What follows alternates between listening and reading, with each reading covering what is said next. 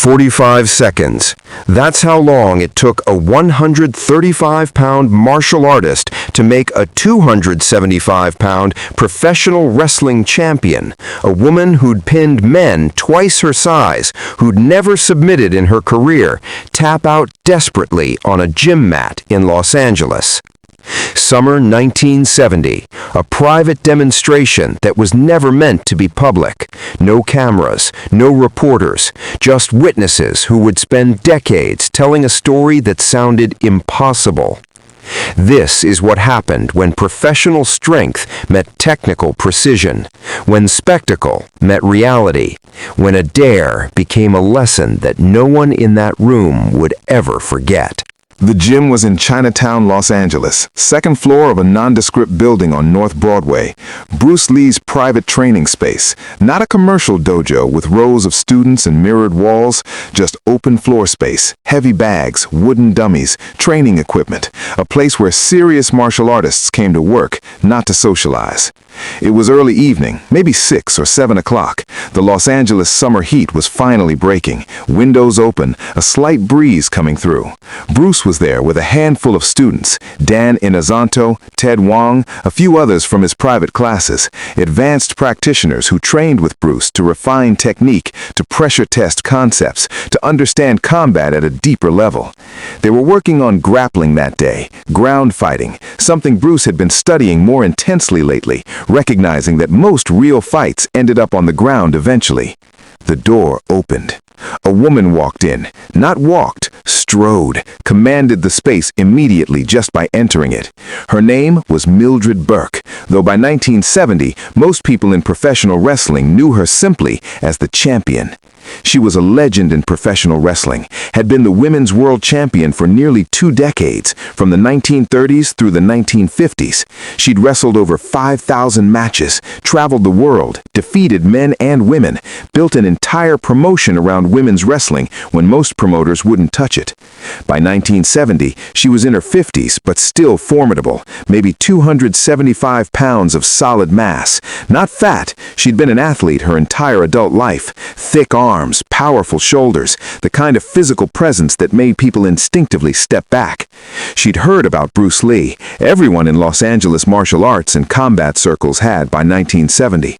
The Chinese martial artist who was training Hollywood actors and professional fighters, who moved impossibly fast, who claimed his techniques would work against anyone, regardless of size. Mildred was skeptical. She'd spent 30 years in a world where size and strength mattered, where leverage meant body weight, where technique was important, sure, but mass was the ultimate advantage. She'd used her size to dominate opponents her entire career. The idea that a man who weighed 135 pounds, less than half her weight, could control her, it seemed like fantasy. She wanted to see for herself. "Mr. Lee," she said, her voice carrying the confidence of someone who'd never been intimidated by anyone. "I've heard a lot about you, about your Wing Chun, your Jeet Kune Do, your theories about fighting." Bruce turned from the heavy bag he'd been working, looked at her. He knew who she was. Professional wrestling was huge in Los Angeles, and Mildred Burke was a genuine pioneer. "Mrs. Burke," he said, nodding respectfully, "I know your reputation. You've accomplished remarkable things." "I appreciate that," she said, "but I'm here because I keep hearing that your techniques work against anyone, regardless of size difference. And frankly, Mr. Lee, I don't believe it." The gym went quiet. Bruce's students stopped what they were doing. This wasn't hostile. Mildred wasn't being disrespectful, but it was direct, a challenge framed politely. Bruce smiled slightly. "You want to test it?" "I do, if you're willing. Not a fight. I'm not here to hurt anyone, but a demonstration. Grappling. If I can control you, submit you, make you tap out, I'll believe what people say about you. If I can't," she shrugged, "then maybe the stories are exaggerated." Dan Inazanto glanced at Bruce, eyebrows raised. This was unusual. Bruce had grappled with plenty of people, judoka, wrestlers, judoka, but never someone with this much of a size disadvantage. 275 pounds versus 135, more than double his weight. Bruce considered for a moment, then, "All right, but we need to be clear about the rules. This is technical grappling, no strikes. I'll try to submit you, you try to prevent it using your your wrestling knowledge. If you tap, we stop immediately. If either of us feels we're in danger, we say so and we stop. Agreed? Agreed, Mildred said. She removed her jacket. Underneath, she wore a simple shirt and loose pants. She kicked off her shoes, stepped onto the mat.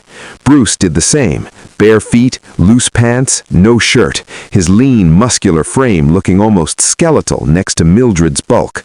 The size difference was absurd, comical almost, like a child preparing to grapple with an adult. Bruce's students formed a loose circle around the mat. No one spoke. They'd seen Bruce do incredible things, speed that seemed impossible, precision that was uncanny. But this was different. This wasn't about striking fast or hitting hard. This was about controlling someone who had every physical advantage. Mildred lowered herself to the mat. She'd been wrestling since she was 17. She knew every hold, every escape, every way to use weight and leverage. She'd grappled with men who weighed 300 pounds. She was confident, but not arrogant. She just didn't think skill could overcome this much of a size disadvantage. Bruce knelt across from her, calm, focused, breathing steady. "Ready?" he asked. "Ready," she said. They started. Mildred made the first move. She reached forward, intending to grab Bruce's wrists, pull him off balance, use her weight to flatten him. Bruce didn't resist the grab. He moved with it. This confused Mildred for a fraction of a second. She expected resistance, expected him to pull back, to fight the grip. Instead, he flowed toward her, closing the distance she'd expected to control. Before she could adjust, Bruce had changed levels, dropped lower. His arms were inside hers now, negating her grip. He'd slipped past her initial attempt at control. She tried to sprawl, a wrestling defensive technique where you throw your weight back to prevent someone from getting underneath you. But Bruce wasn't shooting for a takedown. He was doing something else. His arms wrapped around her torso from the side, not grabbing, threading. One arm sliding under her arm, the other over her shoulder. His body pressed against her side, his legs positioning in ways she didn't immediately recognize. She tried to roll away, to use her weight to crush him, to turn into him and establish top position. These were all techniques that had worked for her thousands of times. But Bruce moved with every attempt. When she rolled right, he was already there, adjusting his position. When she tried to turn into him, he transitioned smoothly, maintaining control. His legs hooked hers, not with strength, but with positioning that prevented her from generating the leverage she needed. 20 seconds had passed. Mildred was breathing harder now, not from exhaustion, she was in excellent condition, but from effort, from the mental strain of trying to escape positions she didn't fully understand. Bruce's movements were minimal. He wasn't using strength to hold her. He was using angles, body positioning, weight distribution. Every time she tried to create space, he filled it. Every time she tried to use her mass advantage, he'd already moved to a position where her mass worked against her. She felt his arm slide across her throat, not choking, not yet, just positioning. His other arm threaded behind her head. She recognized this now, some kind of choke. She'd been in chokes before. She knew how to defend. She tucked her chin, tried to grab his arm to pull it away, attempted to turn her head to relieve pressure. But Bruce had already secured the position. His arm wasn't across her windpipe. It was positioned on the sides of her neck, cutting off blood flow to her brain. A blood choke, not an air choke. Completely different mechanics. She felt the pressure building, not painful, just pressure, and then, almost immediately, the sensation of her vision beginning to narrow. She'd never felt this before. In 30 years of professional wrestling, no one had ever applied a technical submission that felt like this. This was real. Mildred had two choices, tap out or go unconscious. She tapped. 3 times, rapidly, on Bruce's arm, the universal signal of submission. Bruce released immediately, completely. He rolled away, giving her space, his hands up and open to show there was no threat. Mildred lay on the mat for a moment, catching her breath. Her vision cleared. She sat up slowly. From engagement to submission, 45 seconds. The gym was silent. Bruce's instructor, all 135 pounds of him, submit a 275-pound professional wrestling champion using pure technique. Bruce stood, extended his hand. "Are you all right?" Mildred took his hand, let him help her to her feet. She was quiet for a long moment, processing what had just happened. What was that? That choke. I've been in holds before. That was different. Rear naked choke. It's a blood choke. Cuts off blood flow to the brain through the carotid arteries. It's not about strength. It's about position. If the position is correct, size doesn't matter. The person goes unconscious in seconds. I've never felt anything like that in wrestling. Professional wrestling doesn't use it, too dangerous for entertainment. But in real grappling, judo, jiu-jitsu, it's fundamental. Mildred looked at him with an expression that had shifted from skepticism to something else. Respect, recognition. "How did you control me? I've grappled with men twice your size, strong, skilled wrestlers. I could always use my weight against them. But with you, every time I tried to use my size, you were already somewhere else." Bruce gestured to the mat. "May I show you?" They sat on the mat. The students gathered closer. What had started as a challenge was becoming something else, a teaching moment. "Wrestling is extremely effective," Bruce began. "You've proven that over decades of competition. But traditional Western wrestling, the kind you learned, emphasizes a specific set of principles: explosive strength, weight advantage, pinning your opponent's shoulders to the mat." Mildred nodded. That was exactly how she'd been trained. "Those principles work brilliantly within wrestling's rules," Bruce continued, "but they create blind spots, vulnerabilities that other grappling systems exploit." He gestured to Dan Inosanto. "Dan, come here." Dan, who was much larger than Bruce, maybe 180 pounds, knelt on the mat. "When you tried to grab my wrists," Mildred said, "you were thinking in terms of control points from wrestling. Control the wrists, control the arms, establish dominance. That works when both people are following the same rule set." He demonstrated with Dan, grabbing his wrists. But in jiu-jitsu, the philosophy is different. It's not about controlling specific points, it's about controlling position and limiting options. Bruce released Dan's wrists and instead moved to Dan's side, wrapping his arms in the same configuration he'd used on Mildred. "See, I'm not grabbing his wrists, I'm controlling his entire structure. His weight, all 180 pounds, is now working against him because of the angle." Dan tried to move. Bruce's positioning prevented it without visible effort. "Now watch what happens when he tries to use strength." Dan pushed, trying to roll Bruce off. Bruce moved with the motion, transitioned smoothly, and within 2 seconds had Dan in exactly the same choking position he'd put Mildred in. "See? His effort to escape using strength just helped me secure the submission faster." He released Dan, who sat up, shaking his head and smiling. Bruce turned back to Mildred. "Your entire career has been built on using your size and strength advantage. That's not wrong. It's smart. You worked with what you had. But you were never exposed to systems that specifically neutralize size and strength advantages through positioning and leverage." "Jiu-jitsu," Mildred said. "Yes, Japanese jiu-jitsu originally, but it's been refined over centuries. The Brazilians, the Gracie family, have developed it even further. Their entire system is built around the premise that a smaller, weaker person should be able to defeat a larger, stronger opponent using technique alone."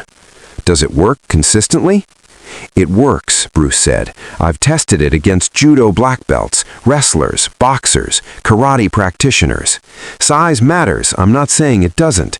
If two people have equal technique, the bigger person has an advantage. But if there's a significant technique disparity," he gestured to what had just happened, 45 seconds. Mildred was quiet, absorbing this.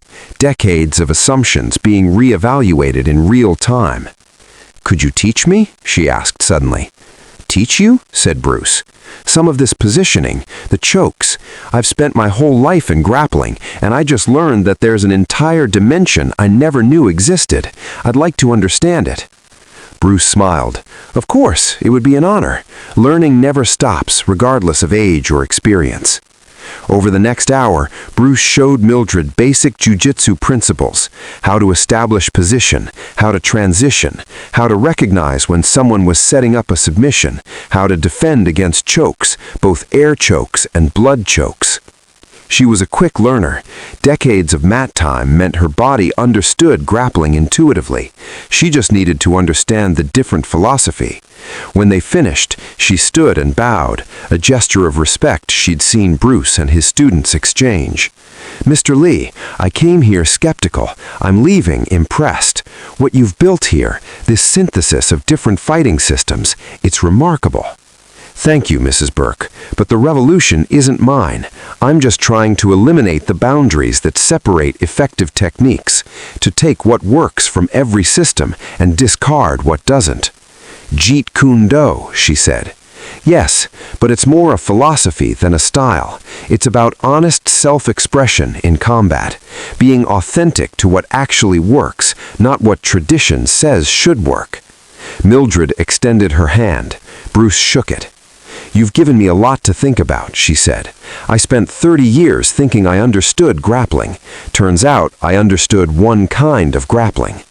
You understand elite-level grappling within professional wrestling's context. That's not nothing. That's a lifetime of mastery.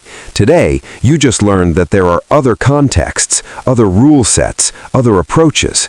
That doesn't diminish what you've achieved. It expands it." The story of Bruce Lee submitting Mildred Burke spread through martial arts circles in Los Angeles.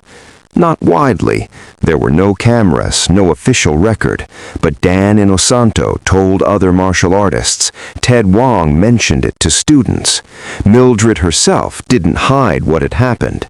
She told people in the wrestling community that she'd been submitted in under a minute by a martial artist half her size, using techniques she'd never encountered. Some didn't believe it, thought it was exaggerated. How could someone so small control someone so large? But those who knew Bruce, who trained with him, who'd felt his technique, knew it was true. In the years that followed, Bruce continued developing Jeet Kune Do. He trained more actors, more professional fighters, more serious martial artists. His reputation grew from local legend to international icon through his films. But he never forgot the lessons of that evening in 1970. That size only mattered if both people operated from the same technical level. That strength could be neutralized by superior positioning. That assumptions about combat needed to be constantly tested, reevaluated, challenged. Mildred Burke continued her work in professional wrestling for a few more years before retiring. She never publicly spoke in detail about her session with Bruce Lee, but those close to her said it had affected her deeply, made her reconsider assumptions about combat and competition. She lived until 1989, died at 73, was inducted into multiple halls of fame, recognized as a pioneer who'd built opportunities for female athletes when almost no one else would. Bruce Lee died in 1973, just 3 years after that session, too young, too suddenly, 32 years old. But the principles he demonstrated that evening, that technique could overcome size, that different martial arts systems had different blind spots, that honest testing revealed truth better than theoretical debate, those principles survived him. They influenced the development of mixed martial arts decades later, the recognition that complete fighters needed both striking and grappling, that size classes existed for a reason, but within reason, technique could bridge significant size gaps, that no single martial art had all the answers. The students who were in that gym in 1970, Dan Inosanto, Ted Wang, others, carried those lessons forward, taught them to their own students, built careers around Bruce's philosophy of honest, empirical martial arts. And sometimes, when they taught, they'd tell the story of the day Bruce Lee grappled Mildred Burke, a 275-pound professional wrestling champion who'd never submitted in her career, submitted in 45 seconds by a 135-pound martial artist using techniques she'd never encountered. Not to embarrass her, she deserved nothing but respect, but to illustrate a principle that martial arts should be about discovering truth, not defending tradition, about testing yourself honestly, not protecting your ego, about learning from anyone who had knowledge, regardless of their size, age, gender, or style. The lesson that evening wasn't about Bruce Lee's dominance, it was about humility, about the recognition that no matter how much you know, there's always more to learn. Mildred Burke walked into that gym skeptical. She left as a student. And that transformation, from champion to student, from certainty to curiosity, was more impressive than any submission. That was the real victory.